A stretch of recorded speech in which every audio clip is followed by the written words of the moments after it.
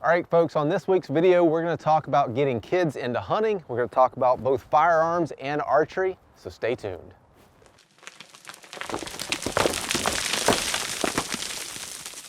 So if you've watched very many of my hunting videos, you'll know that my kids, my two boys, tag along on a lot of our hunting and fishing adventures. And one of the things that I've been asked quite a bit in the past is how to introduce your kids to hunting and when is a good time to do that. So I want to take just a couple of minutes to talk about my own experiences and how I've approached these things with my own boys. They've been hunting and fishing and gathering and shooting bows with Liz and I since before they could walk. I got the roots. All right, that's okay. Look, I got the roots. You got the roots? And I think in an ideal situation, that's really the best way to do it because it's not anything special to them. There's never really an introduction. It's just always been a part of life. In that way, there's no mystery or allure that surrounds firearms. My kids understand what firearms can do, they understand how to respect them, and they understand how to handle them safely because they've always been around them, and firearms in my house have never been treated like anything that's forbidden or off limits. Anytime my children have ever expressed any interest or curiosity in firearms, I have gone over all the parts of the gun, I've gone over how it works, how it operates, how to handle it safely, and I've gone out of my way to show them exactly what those firearms are capable of. So when you're readjusting, you need to take your finger off of the trigger and put it right beside. So right here, there you go. There you go. So only put your finger in there when you're absolutely ready to shoot, okay?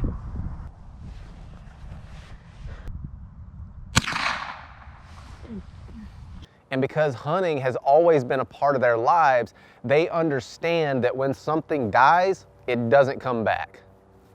I think when we simply lock our guns away and tell the kids, do not mess with that, don't play with that, if you see a gun, come tell an adult, I think that's taking the easy way out, and it doesn't prepare them for the situation where they might find a gun, maybe at your house, maybe at somebody else's house, maybe out in the field.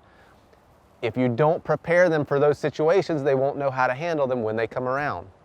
And so I feel like letting them get their hands on the guns, letting them understand how those things work, how to handle them safely, I think that is a much better way to prepare those kids for the situation if they ever happen to come across a gun in an unsupervised situation. I also think it's very important for us as adults and parents to set a good example for our kids and to provide a good model for them to look at when it comes to firearm safety and hunting ethics.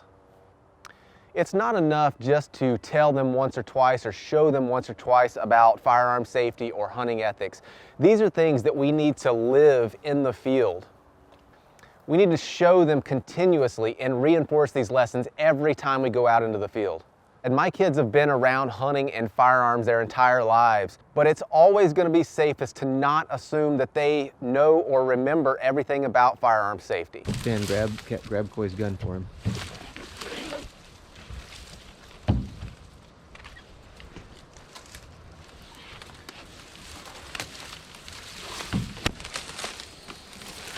Anytime my kids have a firearm in their hand or even a bow and arrow with a broadhead, I always go over the basic safety with them. Things like always point the gun or the arrow in a safe direction. If you have a firearm in your hand, always, always, always assume that it's loaded. Always treat the gun like it's loaded. When it came time to introduce my kids to shooting, I opted for single shot 22. That's a great way. It's a little bolt action 22. It's a great way to get kids into shooting. Once that shot is spent, there is absolutely no chance that there's going to be another round that's going to go off by accident. Single shots are great, especially in a hunting situation where there can be a lot of excitement after that shot. Now for things like 22s with multiple shot capacities or pump shotguns, just load one shell in the chamber and leave the magazine empty. And that's what I did when I first introduced a pump shotgun to my oldest boy. So when it comes to shooting, I've always tried to keep it interesting, whether they're shooting a bow and arrow or a little 22 rifle. And for kids, They love things that pop, break, blow up, anything like that that's gonna keep their attention. Things like little clay pigeons, even for shooting 22s, set them up, they can break them. And for bow and arrow, balloons are awesome. When you blow up a balloon and they can hear that thing and see it pop, that is great for the kids. So as I've said, my kids have been around hunting their entire lives, but eventually it comes time for them to actually do the hunting themselves. Now, me personally, I chose to introduce my kids to hunting via small game, things like rabbits and squirrels. But I think the biggest piece of advice that I would give any parent that's introducing their kids to hunting is really avoid any kind of hunting situation where it would be easy for them to mess up. I chose to introduce my kids to squirrel hunting and turkey hunting where it's a very controlled situation. Squirrels are a great way to get them started because usually there's ample opportunities. It can be a very controlled situation. You can be here, your kid can be right here beside you, and you can really keep those firearms under control. Turkey hunting is another great way to introduce kids to hunting. It's interactive, it's that you can call back and forth, and when you're waiting on the bird to come in, you're sitting down, you've got your back to the tree, and the kid is right between your knees. So it's a very, very controlled situation. Smoked it! And they should not be able to mess up. They should not be able to make a mistake with that firearm unless you allow them to do that. And personally, I have never tried to make it easy for them. I've wanted them to have to work for it. If we go squirrel hunting and there's no squirrels, well, that's just hunting.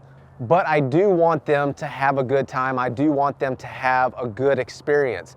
And so when especially in those early years, when I would have them out in the woods, our trip was about them. It was about the experience. We would stop and we would lift up logs and look for salamanders. We would skip rocks across creeks. We would do anything that they wanted to do as long as they were having a good experience while we were out hunting. Finn, what?